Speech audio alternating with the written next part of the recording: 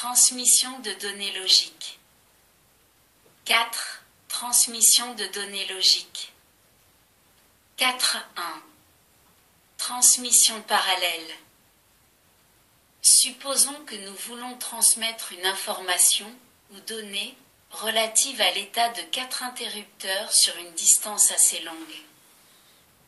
L'idée la plus simple consiste à utiliser 4 fils et à relier chacun d'eux à un indicateur à LED comme illustré figure 21.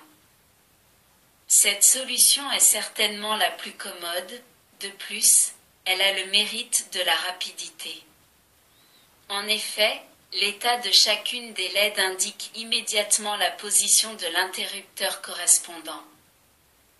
La transmission effectuée de cette façon est dite parallèle parce que les 4 informations sont transmises simultanément sur 4 fils séparés. La transmission parallèle présente, par contre, l'inconvénient d'être onéreuse. Quand la distance est grande entre l'émetteur, représenté ici par les interrupteurs, et le récepteur, représenté par les LED, les fils de liaison deviennent trop longs et le dispositif trop coûteux surtout et les informations à transmettre sont nombreuses. Nous faisons donc appel le plus souvent à la transmission dite série qui n'utilise plus qu'une seule liaison pour transmettre toutes les informations. 4.2. Transmission série utilisant un registre. Si nous reprenons le principe du montage illustré figure 21, dans une transmission série, les informations relatives à l'état des interrupteurs sont transmises sur la même ligne les unes après les autres et non plus simultanément sur 4 lignes distinctes. Pour réaliser ceci, nous utilisons un registre à décalage parallèle série et nous obtenons le schéma de la figure 22. La transmission des données s'effectue de la façon suivante. En mode LOAD, nous chargeons le registre avec l'information présente sur chacune des entrées E1, E2, E3 et E4. Puis en mode Shift, 4 impulsions d'horloge permettent de transmettre sur la sortie série les 4 informations à la suite l'une de l'autre. Il faut noter que sur la sortie série est transmise en premier lieu l'information relative à l'entrée E4. Puis arrivent les informations relatives à l'entrée E3, à l'entrée E2 et à l'entrée E1. La figure 23 montre comment varie la sortie série du registre en fonction du temps et ceci pour l'exemple donné figure 22. L'entrée série peut être câblée indifféremment au niveau H ou au niveau L. En général, l'information convertie en série n'est pas directement exploitable.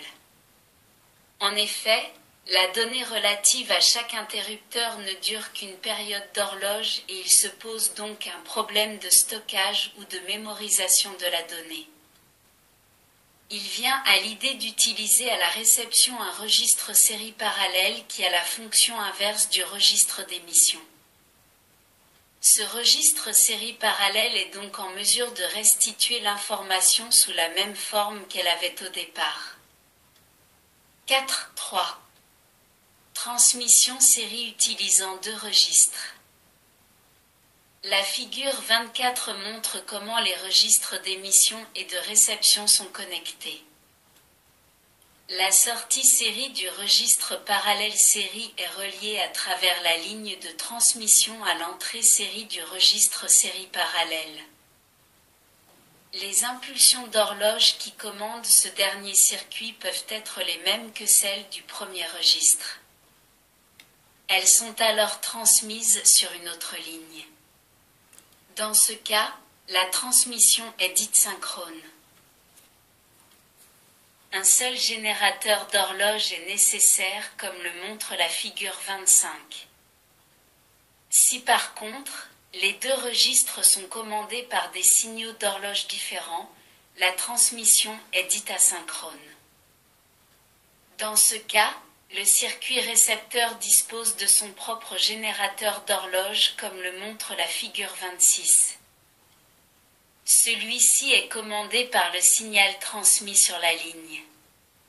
En effet, le générateur d'horloge du circuit récepteur doit, dans le cas présent, délivrer 4 impulsions d'horloge synchronisées avec le début de la transmission.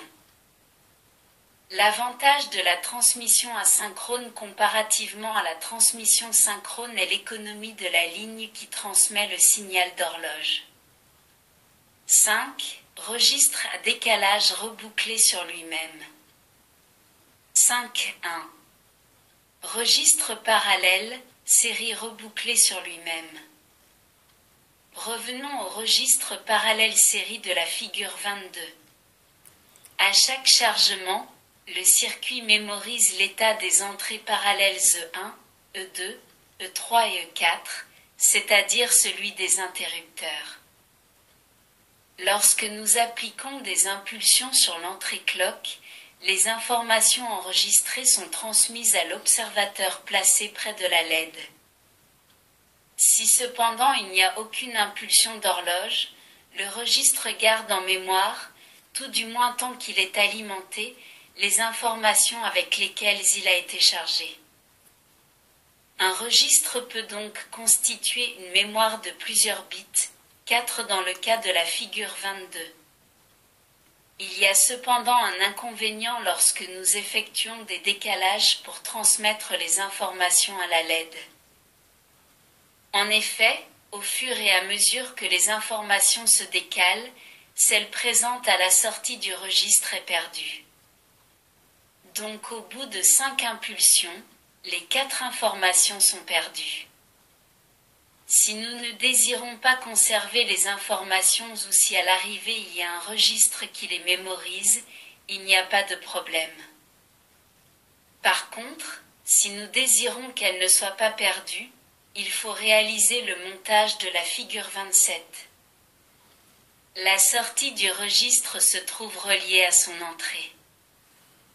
Ainsi, l'information apparaissant à la sortie et qui serait perdue à chaque décalage est ramenée à l'entrée et se trouve donc de nouveau mémorisée.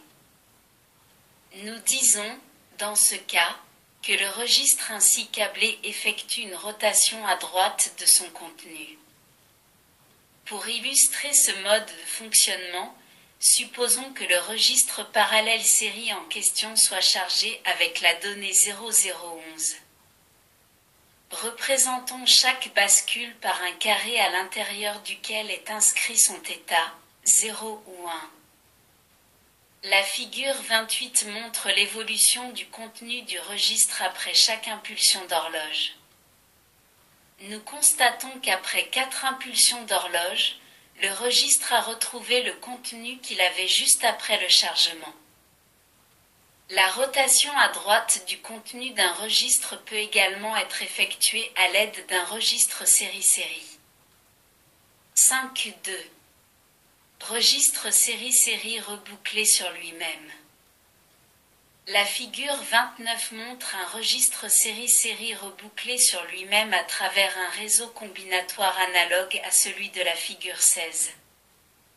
Ce réseau a pour rôle d'aiguiller vers l'entrée du registre, soit l'entrée série, soit la sortie série.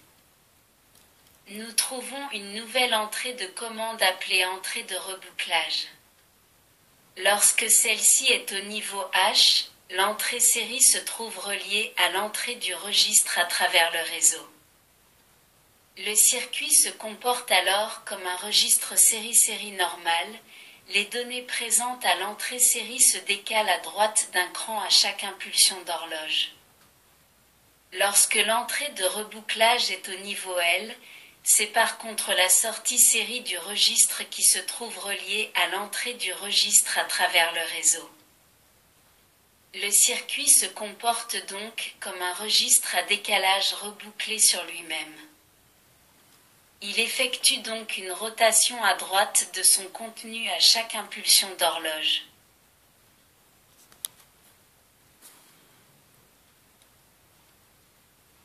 Merci de votre écoute. À bientôt.